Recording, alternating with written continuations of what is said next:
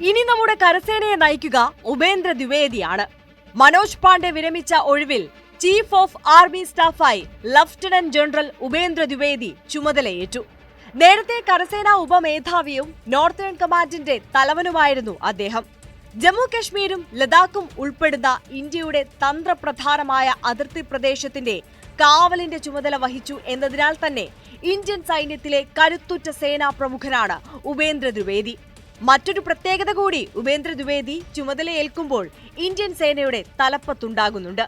സ്കൂളിൽ സഹപാഠികളായിരുന്നു ഉപേന്ദ്ര ദ്വിവേദിയും നാവികസേനാ മേധാവി ദിനേശ് ത്രിപാഠിയും.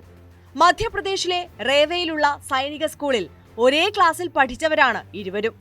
ഇന്ത്യൻ സേനയുടെ ചരിത്രത്തിൽ തന്നെ ആദ്യമായാണ് ഈ സവിശേഷത. 1964 ജൂലൈ 1 ഉപേന്ദ്ര ദ്വിവേദി ജനിച്ചത്. 1984 ഡിസംബർ 11 ജമ്മു കശ്മീർ റൈഫിൾസിൽ കമ്മീഷൻഡ് ഓഫീസറായി. 4 പതിറ്റാണ്ട് നീണ്ട സൈനിക സേവന കരിയറിൽ ജമ്മു കശ്മീർ റൈഫിൾസ്, അസം റൈഫിൾസ് എന്നിവയുടെ നേതൃസ്ഥാനം വഹിച്ചിട്ടുണ്ട്. ഇൻഫൻട്രി ഡയറക്ടർ ജനറലുമായിരുന്നു ഉപേന്ദ്ര ദ്വിവേദി. പരംവിശിഷ്ട സേവാ മെഡലും അതിവിശിഷ്ട സേവാ മെഡലും നേടിയിട്ടുണ്ട് അദ്ദേഹം.